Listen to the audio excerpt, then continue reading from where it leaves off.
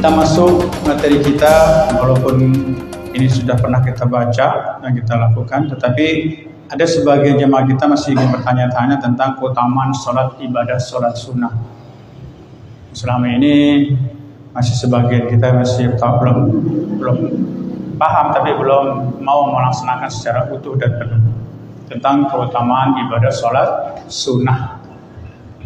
Dalam hal ini tercantum dalam bab 15. Baik, kita mulai. Bismillah. Ibadah sunnah adalah ibadah salat sunnah. Para ulama mengatakan bahwa hikmah disyariatnya salat sunnah adalah untuk menyempurnakan salat fardu yang terdapat kekurangan dalam melaksanakannya. Di antaranya kekurangan, misalnya kita lupa dengan rokaatnya, kita lupa dengan bacaan-bacaannya, dalam arti yang harusnya kita baca diutamakan tapi kita lupakan. Terus lupa lagi waktunya, maka ditutup dengan ditambal dengan sholat sunnah. Kenapa sholat sunnah bagian daripada menambal sholat wajib? Karena sholat sunnah merupakan ibadah yang disyariatkan oleh Rasulullah SAW, begitu banyak manfaat dan faedahnya. Dalam hal ini Rasulullah SAW bersabda, hadis yang diriwayatkan oleh Imam Ahmad, Imam Muslim, Abu Daud, Nasai dan Ibnu Majah dari Ummu Habibah. Qala Rasulullah sallallahu alaihi wasallam, "Man shalla fil yaumi wal lailatil isnata asyrata raka'atan tatawuan banallahu lahu baitan fil jannah." Man shalla fi yaumi, siapa yang melakukan salat sunat fil lail wal laiti, pada malam hari, isnata asrota, sebanyak 12 rakaat. Nah ini nanti kita bahas berapa rakaatnya. Tatawuan, maka Allah membangunkan rumah, banallahu lahu baitan fil jannah, maka Allah akan membangunkan rumah di surga untuknya. Baik.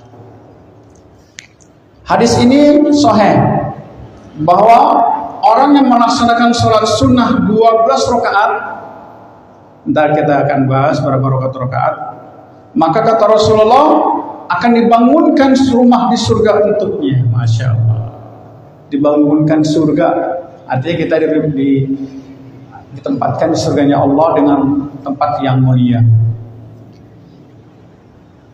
Dalam hal ini, dalam kitab Bulughul Maram karangan Ibnu Hajar Al-Asqalani, beliau mengatakan bahwa ada 4 rakaat sebelum zuhur. 4 rakaat sebelum zuhur. Jadi ketika azan selesai, kita laksanakan 4 rakaat. Tapi selama ini kita laksanakan cuma 2 rakaat ya. Cuma 2 rakaat. Padahal menurut Ibnu Hajar Al-Asqalani dalam kitab Bulughul Maramnya mengatakan, dia menukil sebuah hadis dari riwayat Imam Tirmidzi. Yang pertama ada 4 rakaat sebelum zuhur. Coba ayo. Bukan Ustaz, waktunya habis gitu ya. Cuma bisa 2 rakaat, ya nggak apa-apa. Tapi kalau bisa lebih bagus 4 rakaat. Dua rakaat, 1 salam, 2 rakaat, 1 salam. Itu yang pertama. 2 rakaat sesudahnya. Jadi berapa kali rakaat itu? Jadi 6 rakaat. 4 rakaat sebelum zuhur, 2 rakaat sesudah zuhur. Ya, makanya kalau habis salat zuhur, kalau bisa jangan pulang. Karena ini sangat penting, Pak, pahalanya besar. Yang kedua, 2 rakaat sesudah maghrib. 2 rakaat sesudah maghrib. Bagaimana Pak kalau melaksanakan 2 rakaat sebelum maghrib? Boleh nggak? Boleh. Cuma waktunya sedikit. Berapa menit? 6 menit ya. Kalau di waktu itu dikasih waktu 6 menit. 2 rakaat sesudah maghrib. Makanya habis sholat maghrib, selesai sholat maghrib, laksanakan tuh, masya Allah. 2 rakaat sesudah isya. 2 rakaat sesudah isya. Berarti sudah sebelum isya boleh nggak laksanakan? Boleh nggak? Boleh. 2 rakaat sesudah isya, tapi sebelum isya kita laksanakan boleh. Tapi disunahkannya cuma sesudah isya. Jadi kalau habis isya, pertanyaan nih, ya, Ustaz, kalau habis sholat isya di bulan Ramadan, ya kan gitu ya. Terus tiba-tiba tanpa sholat sunnah sesudah isya, langsung melaksanakan sholat taraweh, boleh nggak? Boleh nggak? Ya boleh, nggak apa-apa. Cuma lebih bagus berselamnya itu laksanakan sholat isya. Sholat sunat isya setelah sholat isya, lebih bagus lagi kan? Jadi pahalanya lebih penuh. Sesudah isya kita disunahkan untuk melaksanakan sholat sunnah. 2 rakaat sebelum sholat fajar. Apa sholat fajar Pak? Sholat subuh. 2 rakaat sebelum sholat subuh. Nanti kita akan bahas, pahalanya besar banget nih Pak, sholat subuh. Makanya cara melaksanakan begini Pak. Ini para ulama memberikan satu petunjuk kepada kita, ilmunya begini. Setelah azan selesai, kalau mau waktunya masih banyak, ya Pak, laksanakanlah sholat. Kalau di masjid, sholat tahiyatul masjid, sholat wudu, sholat 2 rakaat sebelum sholat subuh. Nah setelah sholat sunat subuh nih Pak, sebelum Bapak beranjak untuk kita sama-sama sholat berjamaah di masjid, nih kalau mau ngamalin, yuk. Yang pertama, jadi kaki kita tuh masih terlipat dalam tahiyat akhir setelah sholat sunnah sebelum subuh 2 rakaat. Apa yang kita baca? Istighfar 10 kali. Astagfirullah. Jadi sebelum komat nih masih ada waktu berapa menit tuh Pak, manfaatin tuh. Istighfar 10 kali. Astagfirullahaladzim, astagfirullahaladzim, astagfirullah. Setelah itu lanjutkan dengan doa untuk diri kita dan untuk kedua orang tua kita 10 kali juga. Apa doanya? Allah Arabic firli warhamni wali dia bagus Arabic firli dunubi wali daya warahmuma kama rabbayani 10 kali. Udah dapat pahala salat sunnah 2 rakaat sebelum subuh, dapat lagi pahala ampunan kita kepada Allah. Istighfar kan ampunan. Rabbik firli juga ampunan dari Allah sebelum kita melaksanakan sholat subuh. Selama ini kayak gitu nggak Pak? Yuk, bismillah, mulai besok pagi. Kalau masih ada waktu sebelum qomat di masjid, ya makanya kalau mau lebih bagusnya datang duluan sebelum azan. Ya kan Pak, di masjid. Jadi setelah kita sholat sunat azan selesai, sholat sunat 2 rakaat sebelum subuh, lalu kita amalkan istighfar 10 kali, doa kedua orang diri kita dan kedua orang tua 10 kali. Masya Allah. Saya ngamalin, alhamdulillah, karena waktunya masih banyak tuh. Kadang saya di depan itu, saya amalin. Ya, mulai sebentar subuh, bismillah ini manfaat sekali kita laksanakan. Istighfar 10 kali, doa diri kita dan untuk orang tua 10 kali. Bisa kan Pak doanya? Rabbik firli warhamni wali dirahmukumul shagir, itu yang biasa. Ya, ditambah lagi Rabbik firli junubi wali daya warahmuka kama rabbayani shagir. Rabbik firli junubi wali daya.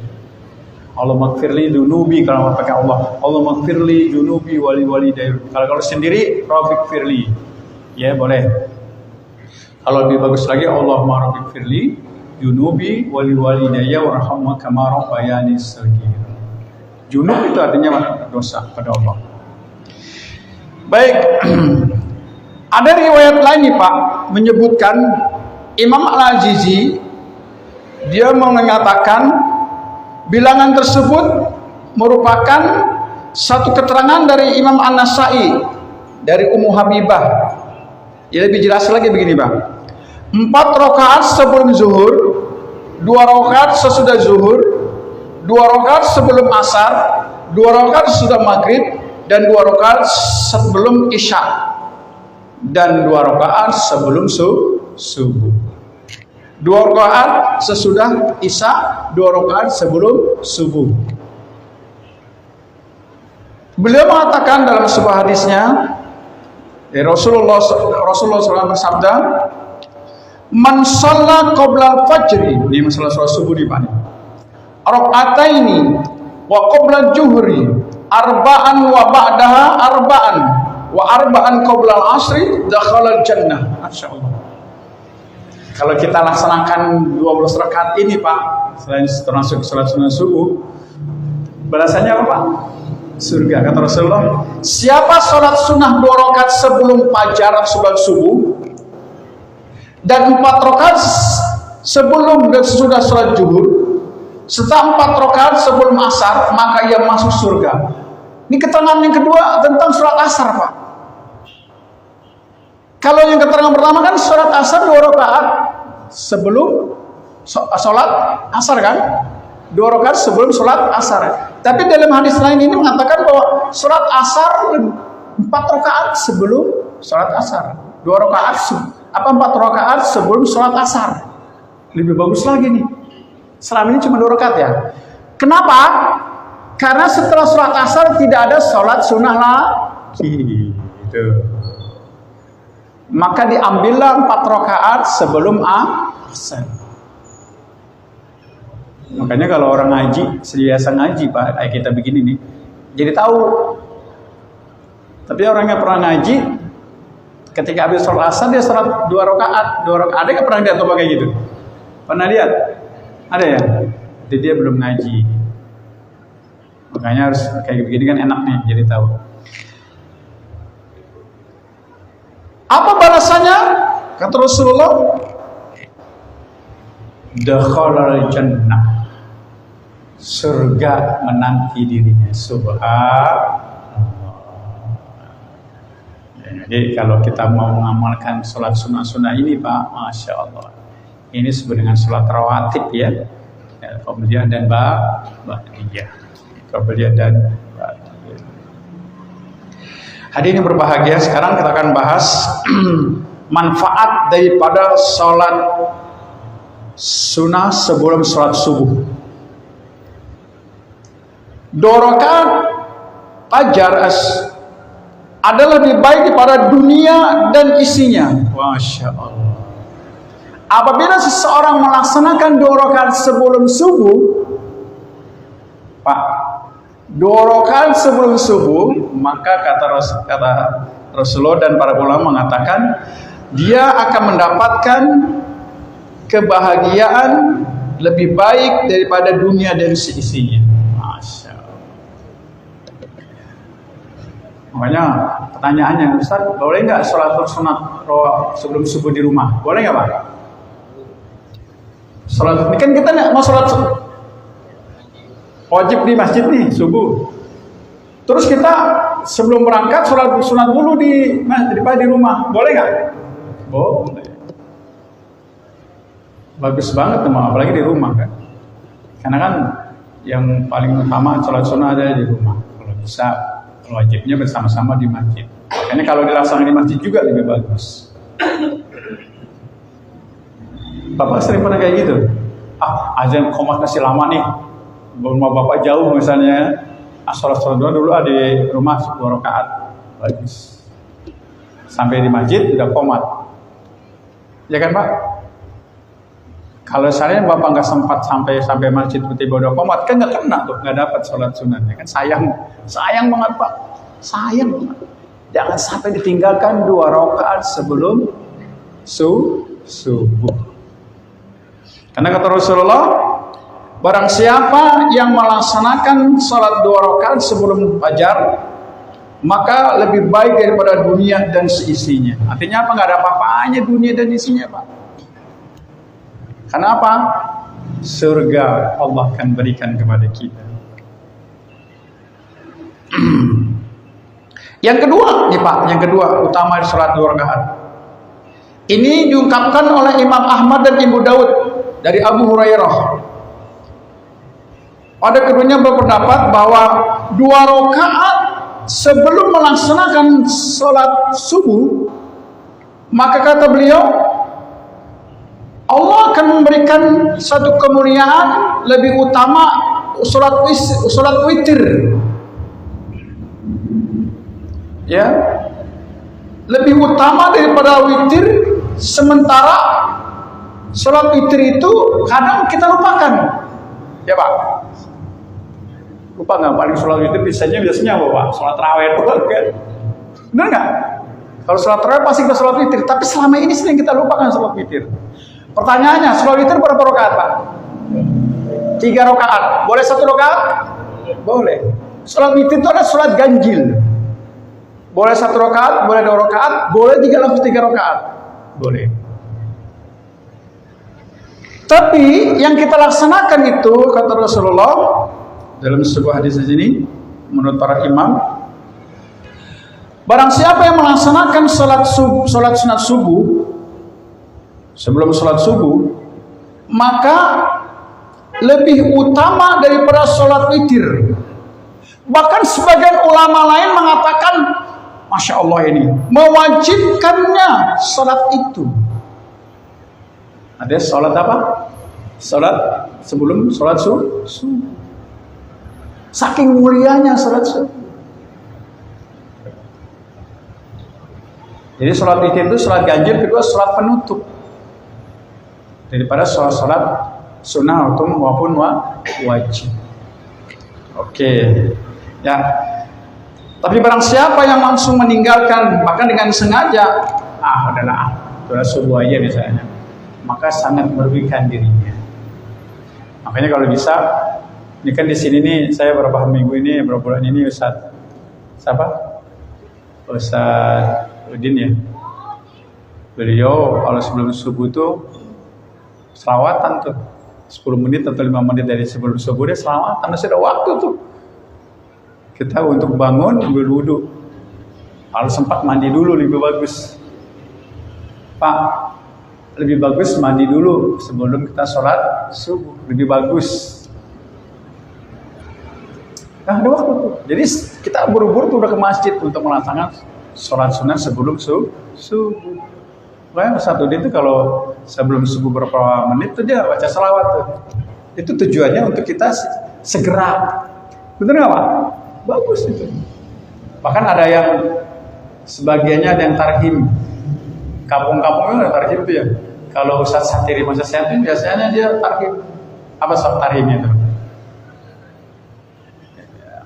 Sambil menunggu azan subuh. Manfaat itu. Tujuannya apa? Agar kita segera berjalan menuju masjid sebelum subuh. Agar apa? Agar kena semua tuh pahala tadi. Terutama sholat sunat sebelum subuh. Itu. Makanya saya pesan kalau bisa yang azan subuh, terutama azan subuh ya. Azan subuh sebelum itu bunyi jangan qomat dulu. Beri kesempatan saudara-saudara kita yang mau melaksanakan sholat sunat 2 rakaat sebelum subuh. Ya pesannya yang azan nih. Yang azan sholat subuh. Sebelum itu bunyi net, ya jangan azan dulu. Kenapa? Beri kesempatan dia sholat sunat subuh. Karena manfaatnya besar, ya Allah. Ada 3 manfaatnya kan. Yang pertama di sini jelaskan bahwa orang yang melaksanakan sholat fajar atau sholat sunnah sebelum subuh lebih baik daripada isi dunia dan isinya. Yang kedua, lebih utama daripada sholat witir. Yang ketiga, Allah akan kasih kebahagiaan dirinya di surga. Surga. Masya Allah. Jadi jangan main-main Pak. Yuk laksanakan salat sunat sebelum subuh. Makanya bangunnya kalau bisa kalau saya tuh jam 4 udah bangun Pak. Sekarang setengah 4. Ya bangun supaya kita enak Pak. Enak Pak. Apalagi mandi dulu. Kan kalau menurut dokter dan bahkan Rasul sendiri pernah bersabda, barang siapa yang mandi sebelum subuh, ya barang siapa yang mandi sebelum subuh, satu Allah kasih kesehatan dalam dirinya, yang kedua terhindari macam-macam penyakit, ya, yang ketiga Allah kasih nur cahaya dalam dirinya sebelum subuh. Minimal jam 4 atau kita mandi, Allah kasih nur cahaya pada diri kita. Masya Allah. Ya, Bapak sering sholat subuh sebelum subuh mandi dulu? Sering ya? Sebelum subuh mandi? Ya, bagus. Ya, sebelum kita berangkat ke masjid. Baik.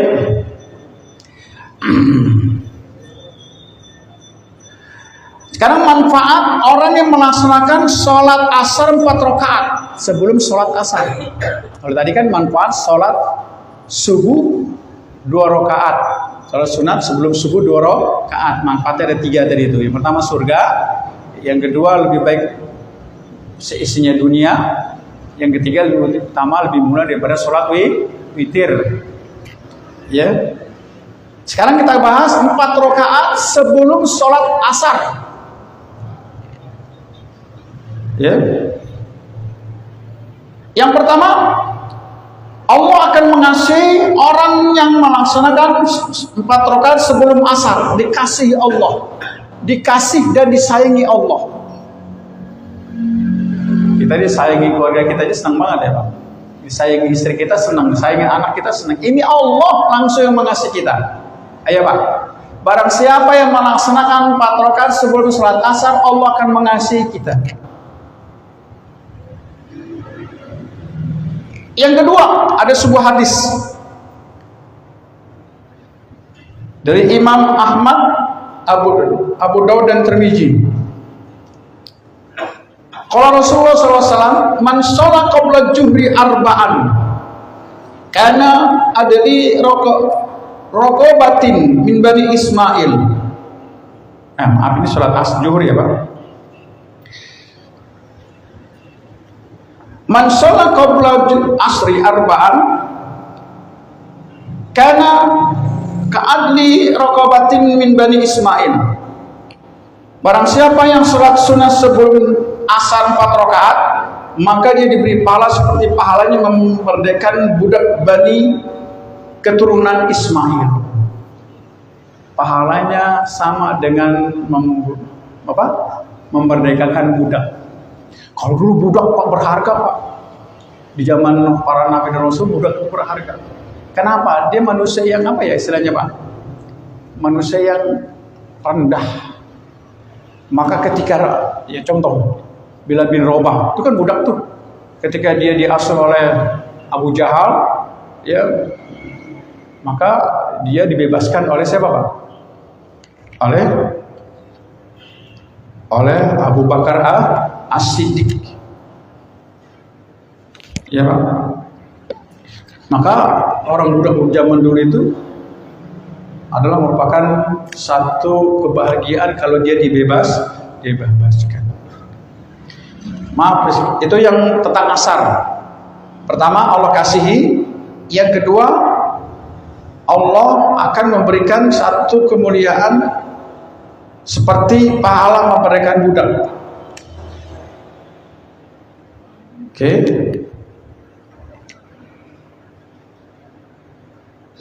Sekarang manfaat sholat setelah maghrib, 2 rakaat sebelum maghrib. Ya Pak, ini sekarang pahalanya kelihatan. Man sholat badal maghribi rakaataini qabla an yatakallama kutibata fi illiyin. Siapa yang sholat sunat sesudah maghrib 2 rakaat sebelum berbicara, maka pahalanya kedua rakaat itu ditulis dalam illiyin. Apa itu illiyin? sebuah buku besar khusus untuk mencatat amal kebaikan dua golongan besar, yaitu manusia dan jin. Sebuah buku besar di mana catatan buku terbesar itu untuk kegiatan-kegiatan manusia dan kegiatan jin di dunia ini. Maka dia dapat kemuliaan dari Allah Subhanahu wa taala. Tuh.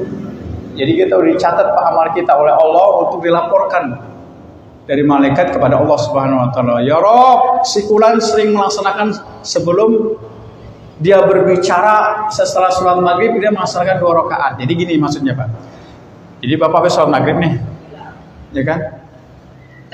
Langsung melaksanakan sholat 2 rakaat setelah maghrib. Makanya jangan ngobrol setelah sholat maghrib, itu maksudnya. Kalau Bapak habis sholat maghrib ngobrol terus baru sholat dulu, dapat sih nilainya, tapi tidak sebagus sebelum dia dia tidak bicara kepada orang lain. Paham gini maksudnya Pak? Jadi sebelum sholat sunnah nih, jangan ngobrol, langsung aja sholat.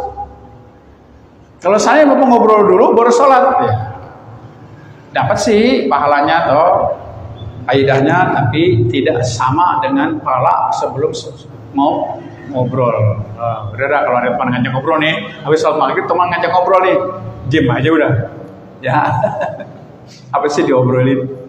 Itu misalnya ya. Oke, itu sholat asar. Sekarang manfaat sholat zuhur nih. 4 rakaat. Barang siapa yang melaksanakan sholat sunnah sebelum zuhur 4 rakaat, maka Allah akan kasihi dia kehidupan di dunia dan kehidupan di akhirat. Di dunia ini dijaga oleh Allah, di akhiratnya juga masuk surga. Tapi selama ini cuma 2 rakaat melaksanakan, ya Pak, cuma 2 rakaat. Kalau 2 rakaat ya pahalanya dapat juga, tapi lebih bagus kalau bisa 4 rakaat kalau masih ada waktu. Bagaimana Pak supaya waktunya dapat? Datang ke masjid agak cepetan, nah gitu. Sebelum qomat kita masih bisa melaksanakan sholat itu. Terasa waktunya udah mau isya ya Pak? Berapa rakaat lagi? Berapa jam lagi Pak? Berapa menit lagi? Hah? Dikit lagi ya.